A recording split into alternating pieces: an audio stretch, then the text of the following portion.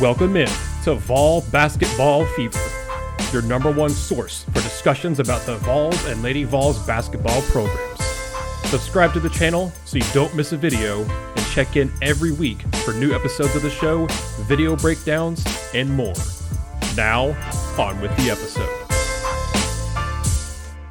Hello everyone, and welcome in to another episode of the Vol Basketball Fever podcast. I am Nathanael Rutherford, joined by a special guest for today's episode. That is Coach Rodney Perry. He's the head coach of Link Academy. You all may have heard of it because that's where Julian Phillips played this last year. So I wanted to get Coach Perry on to talk about Julian Phillips. Coach, thank you so much for taking time out of your day to do this interview. Thank you for having me.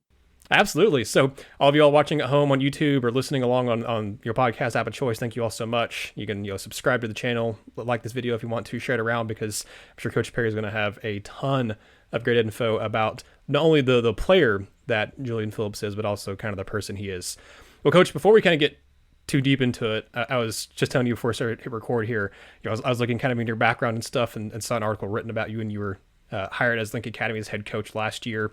You got a pretty extensive background in terms of some of the guys you've coached. Trae Young comes to mind as a guy you've coached, but also you coached Kennedy Chandler, who Vol fans obviously very well aware of who that is. So if you don't mind just really quickly running through some of the places you've been, because I know Kansas City was where you've been. You've been to a number of places, a number of guys you've coached. So just run kind of through some of the places you've been and some of the guys you've seen in your years of coaching.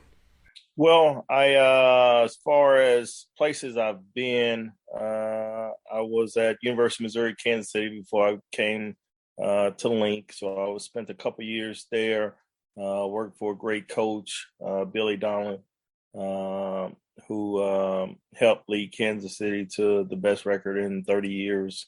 And prior to that, I was at Oral Roberts University. Started out with Coach Scott Sutton. And then finished up with Paul Mills there, who just led Oral Roberts to a deep NCAA tournament run a couple of years ago, as well. And so I've have some college experience. I was a head coach at Avila University in Kansas City, an NAIA school there, and but also have been blessed and privileged to coach some pretty talented players. You mentioned Trae Young. Obviously Trae Young is having a phenomenal pro career, as well. Michael Porter Jr. was also on our team with Trae. We was able to win a PCM championship with those guys, our first PCM championship, and then was fortunate enough to coach Kennedy Chandler, which helped lead us to our second PCM championship. Him and Nafale Dante was the two catalysts with DeJuan Harris on that team, there. And so I have a few guys that's in the NBA right now, and we actually have three guys that's in this year's draft that will get drafted pretty high, I would say, too. So, I kind of have an idea and knows kind of what that looks like, from a player standpoint.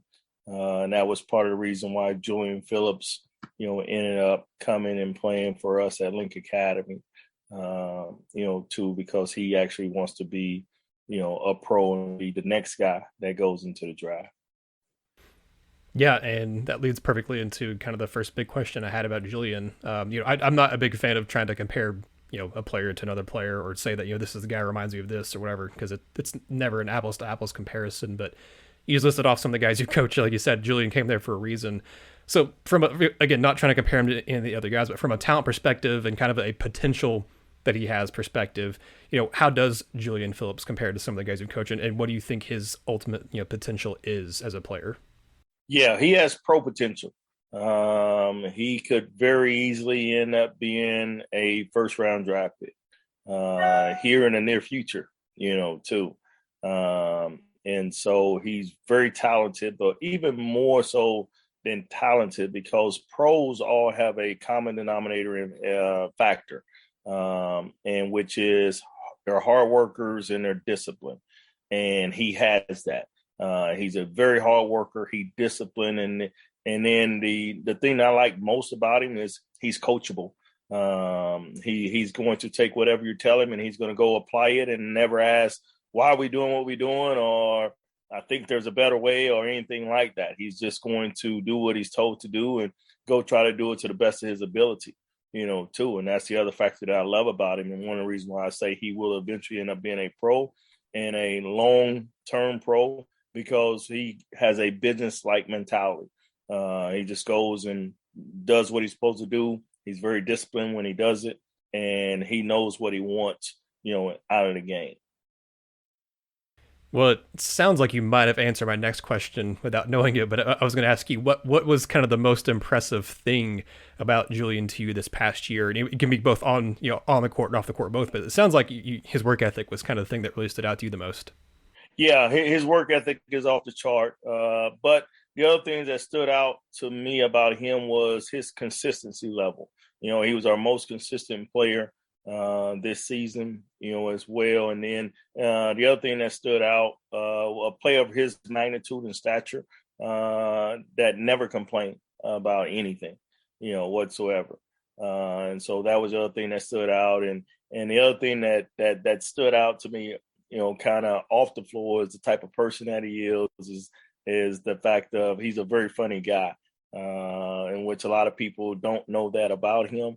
And his teammates gravitate to him, as well. And so that's the other thing, that comes to mind. And he's also a super competitive guy, too. He hates to lose.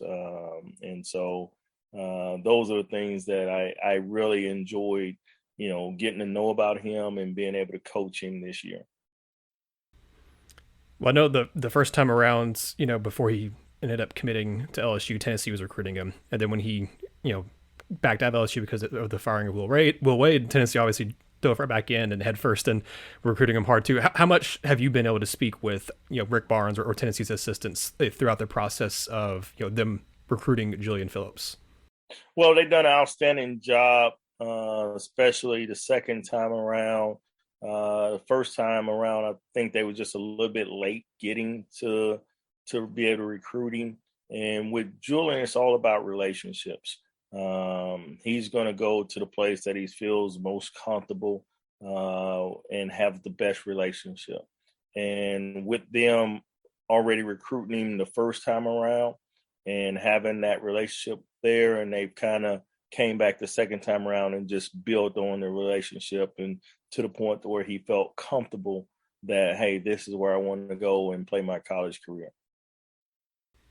Gotcha. That makes sense. That makes a lot of sense. He was wanted by everyone. It seemed like, especially the second time around when he backed out of LSU, everyone's like, oh, he's back in the market. Let's go and try to do what we can. So obviously Tennessee and Auburn. And then he, again, like you mentioned, having the pro mentality and the desire to go there. He had a couple of, pro options on the table for him as his finalist. You had the Ignite and you had the Overtime Elite as options too. What do you think led to him deciding to go to college rather than deciding to go pro out of Link Academy? Did you all talk about that any behind the scenes or anything?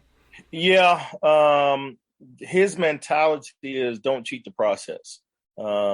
His mentality is go somewhere where someone's going to continue to help develop me to become a pro. And his pro mentality is, hey, I want to be an NBA player. I don't want to be a semi-pro player or OTE pro player or G League pro player. I want to be an NBA pro player. And so that's what he wanted to do, was go somewhere where he felt like that place was going to be able to help develop him to become an NBA pro, too. And so obviously Coach Barnes has a reputation and has plenty of players that have play for him that ended up, being NBA players. So Coach Barnes knows what it looks like. And, Julian was looking for something like that to where he could go be the next guy to make that happen. Well, let's look at some of his game and what you saw from him this past season, kind of, how you coached him and everything too. But offensively, I think Rick Barnes, when it was announced that he, with Julian signed with Tennessee, he gave a statement saying that he described him as a 3-level scorer. So would you say that's pretty applicable? And if that is, is there a level that he really excels at of the 3 levels? Can he drive to the basket? Is he able to finish strong at the rim as well? Yes, he's a 3 level scorer without a question. Probably the thing that I always have told everyone about him is his jumping ability.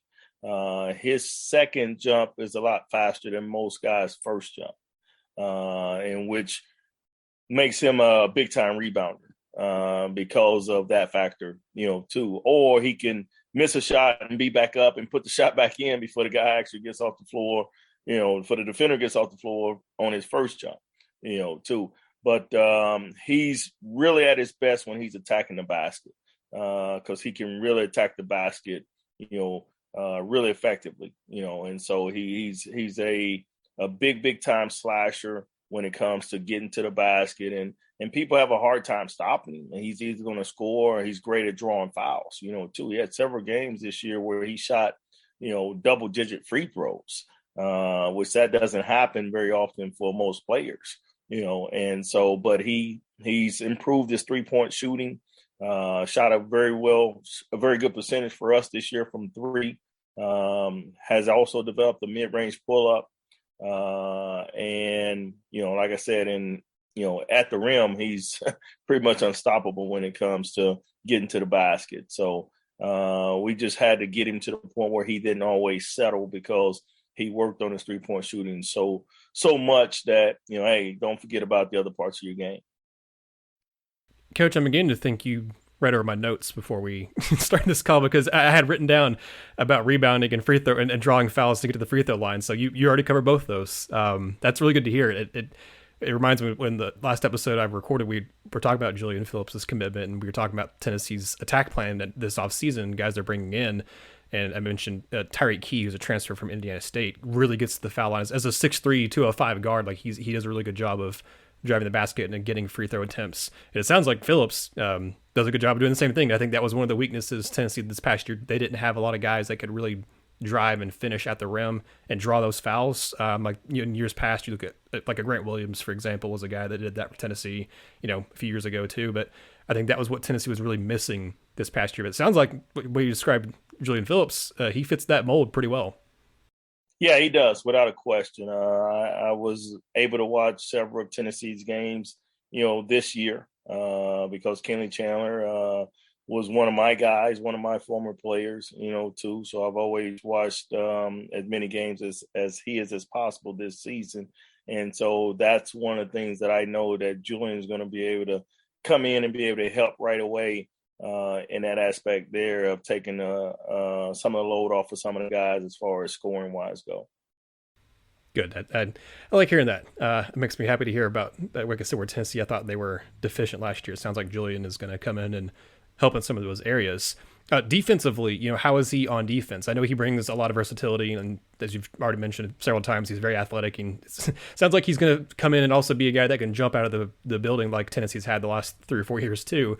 But how did you use him on defense this season? And how do you think he projects kind of defensively in college and beyond too?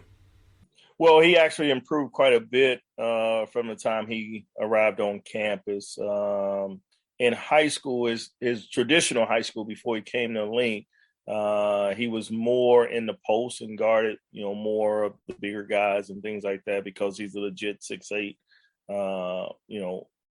wing, and so therefore, we ended up putting him on smaller guards, guys that could really shoot it, too. He ended up drawing a lot of those assignments also because of his wingspan. He has over 7-foot wingspan and he's 6'8", also. So we use his length quite a bit defensively, and that really helped us and helped him become a better defender, too. And so we didn't have a problem putting him on pretty much anyone out there on the floor. And he actually ended up becoming one of our best defenders by the end of the year, to where we actually ended up putting him on, some of the other team's best players.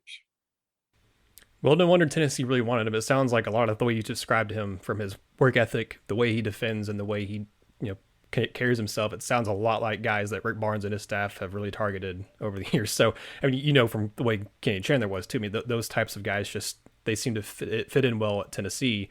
One of the last questions I have is about Julian off the court, and you'd already mentioned that something people may not know about him is he's kind of funny. So I'm curious, how would you describe Julian's personality, and kind of both on the court and off? Because I imagine he's not very funny on the court, but I'm curious how he is kind of personality-wise, both on and off the court. Well, on the court, he has a assassin type of personality where he's going to, go and try to destroy, everyone that he plays against, too. And that's that high competitive, type of guy that he is. And so, that's what you want, from a player, someone that's going to be able to go out there and give it his best game in and game out. And the thing I love about him too is a lot of guys don't like to practice, and he's one of those guys that actually enjoys practice, too. So he shows up every single practice and bring it every single practice. He shows up every single game and brings every single game. Off the floor, like I said, he's the type of kid that he's kind of quiet at the beginning until, he gets to know you and feel comfortable with you. In the same way with his teammates, too. And then all of a sudden it ended up being where he's always going to be the one that's cracking jokes, telling jokes. He's quick on his feet. He's witty to where, things would come up and he'll just say something to make just everyone just bust up laughing, too. And so that's the part that, I found, very enjoyable being around him this year, was the fact of he has a great personality to him. Well, Coach, it sounds like he's really going to fit in at Tennessee. And it sounds like Tennessee fans are going to love him too. And with now that we're in the NIL era, it sounds like, hopefully fans and I'm a fan. I'm not really a media member. So hopefully we'll all get to see him more and get to see the personality of him more, rather than years past where a lot of times you don't get a lot of access to players. Hopefully now we get to see that more of him. And I'm looking forward to, getting to see what Julian Phillips brings to this year to Tennessee and what he does on the court and off the court while he's in Knoxville. But Coach, it's been fantastic having you on. I really, really appreciate you taking time to do this and filling in our listeners and filling in Vol fans of, what to expect from Julian Phillips when he's at Tennessee. Is there anything else you want to add before we get out of the show here? Well, I'm looking forward to watching him, next year. We actually ran a lot of the same things that Tennessee actually runs, and that was the same thing that draw Kennedy, there too. So that was one of the things, the selling points for Julian also. Because he wanted to go somewhere where he knew that he fits in with the style of play, too. And so that's the great coaching by Coach Barnes, implementing some of the same things that we do, because then our guys fit in quite well, there too. But we're looking forward to the Tennessee fans going to have, a great player to cheer for, and going to expect a lot of great things from him this coming season. Again, that was Coach Rodney Perry, who coached at Lincoln Academy, coached Julian Phillips this past year, and also before he came to Lincoln Academy, coached Kennedy Chandler, coached a lot of really good guys, as you listed off the beginning of this interview. So, Coach, thank you so much for coming on here, and Vol fans, give Coach Perry a lot of thanks and stuff too in the comments, or go follow him on Twitter, and also tweet Lincoln Academy. They were. I got to watch that championship game with you guys this past year on TV, so I got to watch a little bit of it, because I was like, all right, I'm gonna really watch Julian Phillips here because Tennessee's back in on him. So I got to watch that game, and y'all run a very fun style of to watch, on at least especially on TV. So again, thank you so much, Coach Perry, for coming on here, and thank you Vol fans for watching and listening. And again, subscribe if you haven't, liked this video, and share it around so more Vol fans can know what to expect from Julian Phillips heading into next season. But signing off for Coach Perry, I am Nathaniel, and this has been another episode of the Vol Basketball Fever Podcast. Thank you for watching Vol Basketball Fever. Give this video a like and subscribe to the channel while you're here. We appreciate all your support, and the show wouldn't be possible without Vol fans like you. Thank you.